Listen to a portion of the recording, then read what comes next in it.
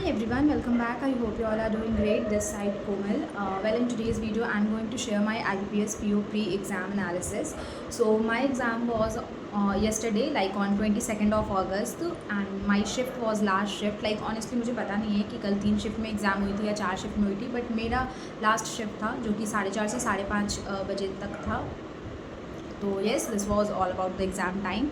And before coming to the analysis, I want to discuss कि I was thinking कि S B I P O को usually tough consider किया जाता है by the rest of the exam. But तो मुझे वही लगा कि अगर S B I P O में आई कैन अटैम्प्ट 70 क्वेश्चंस तो of course I B P S P O तो और ईजी होता है, तो उसमें तो और ज़्यादा कर लूँगी. So I was taking the margin of 75 plus attempt. But you know expectations, तो जब कल एग्ज़ाम हुआ तो it doesn't went like well, it doesn't went well. तो कल का एग्ज़ाम का अगर बात करें तो कमिंग टू इंग्लिश मुझे like honestly reading comprehension easy लगा लास्ट शिफ्ट में. बाकी शिफ्ट का मुझे आइडिया नहीं है, लाइक मैंने कोई एनालिसिस नहीं देखा कि किसका मॉडरेट था, टफ था, नहीं था. बट मुझे बस अपना पता है कि मुझे आरसी समझ आ रही थी, कॉन्टेक्स्ट समझ आ रहा था, क्वेश्चंस बन रहे थे, जो वर्ड मीनिंग्स वाले क्वेश्चन थे वो भी इजी आए थे. So it was doable kind of thing. तो मेरे इंग्लिश में अटैम्प्ट टोटल 30 गए हैं. लाइक मैंने फुल क्वेश्चन अटैम्प्ट किए हैं और कुछ गलत होगा. लाइक मुझे लग रहा है कि इनकरेक्ट करेक्ट वाले में गलत है, क्योंकि एक दो में तो मुझे गलती नहीं मिल रही थी.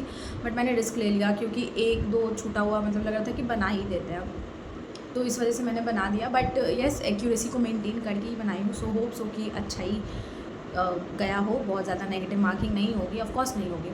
और उसमें तो सिनोनिम्स एंटोनिम्स भी बहुत इजी आए थे, तो मुझे वो सही लगा. बट आफ्टर डैट जब वो मेरा 30 हो गया, तो जब वो मेरा 30 मैंने अटैम्प्ट कर लिया इंग्लिश में, उसके बाद जब पॉइंट्स का सेक्शन ओपन हुआ तो ऑफकोर्स कॉन्फिडेंस मेरा कुछ डाउन नहीं हुआ था. मैं अच्छे से एग्ज़ाम दे रही थी. तो I was sure in my head कि मुझे सबसे पहले डी आई ढूंढनी है ये. बट उससे पहले मुझे अप्रॉक्सीमेशन मिला. सो ऑफकोर्स अप्रॉक्सीमेशन मिलेगा तो ऑफकोर्स उस पर तो टूटना ही है. तो अप्रॉक्सीमेशन बनाने के बाद मैंने डी आई सॉल्व की. एंड मेरा हमेशा से एक एवरेज रेंज ही रहा है कॉन्ट्स में बनाने का. Like I am not saying कि उसको यहीं तक रखना सही है, बट मेरा बहुत ज़्यादा इस पर नहीं हो पाता. लाइक प्री लेवल में तो और मैं कभी 25 प्लस तो कभी गई नहीं हूँ. 20 प्लस चली जाओ वही बहुत बड़ी बात है. So my attempt in quants was 17. Like मैंने अप्रॉक्सीमेशन के 5 क्वेश्चन किए थे, डी आई दोनों सॉल्व की थी, तो 10 वो वहाँ से हो गया 15. एंड दो या 3 अरिथमेटिक सॉल्व किए थे. तो whole my quant section was 17 attempts.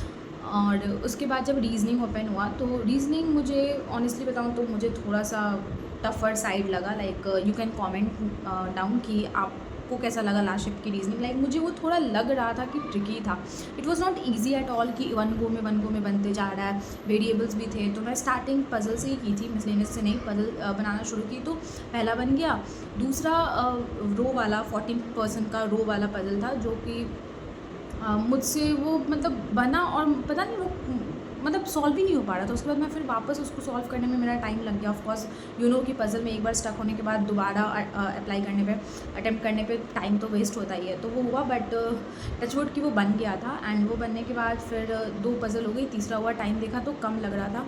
Then उसके बाद मैंने मिसलीनियस का क्वेश्चन किया. और उसके बाद मैं उससे पहले मैं पज़ल देखी थी. तो पज़ल में ना लास्ट में 2-3 पज़ल था. एक सर्टेन पर्सन वाला था, जो कि हमको लगा कि नहीं भाई इसमें रिस्क नहीं लेना, इसकी जगह मैं मिसलीनियस सॉल्व कर लूँगी. एंड दूसरा वो फ्लोर एंड फ्लैट वाला पज़ल था. लाइक फ्लोर एंड फ्लैट वाला जो पज़ल था जिसमें वेरिएबल्स भी एडेड थे. एक तो वो फ्लोर भी पर्सन के अकॉर्डिंग नहीं था, फ्लैट वाइज था.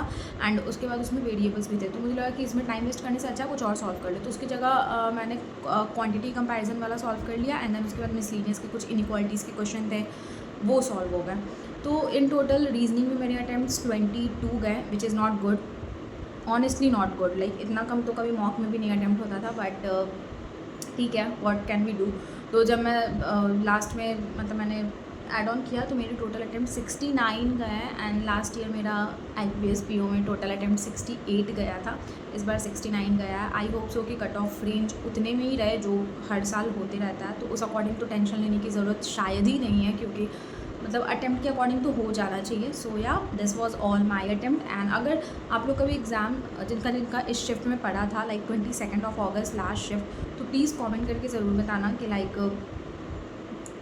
कैसा था एग्ज़ाम? मॉडरेट था, टफ़ था या ईज़ी था? ईज़ी तो मैं कंसीडर नहीं करने वाली, बट हो सकता है मॉडरेट टू टफ़ हो, लाइक बहुत के लिए टफ़ ना हो के वो मॉडरेट भी हो सकता है। मुझे थोड़ा सा लगा कि ट्रिकी क्वेश्चन थे। So this is what about my analysis of yesterday's exam. So yes, this is it. And yes, अब बस अपकमिंग में मेंस का प्रिपरेशन करना है। एसबीआई का रिज़ल्ट आएगा, उसके बाद मेंस का प्रिपरेशन है। So all the best for the further exams and mains की प्रिपरेशन करते हैं। Thank you.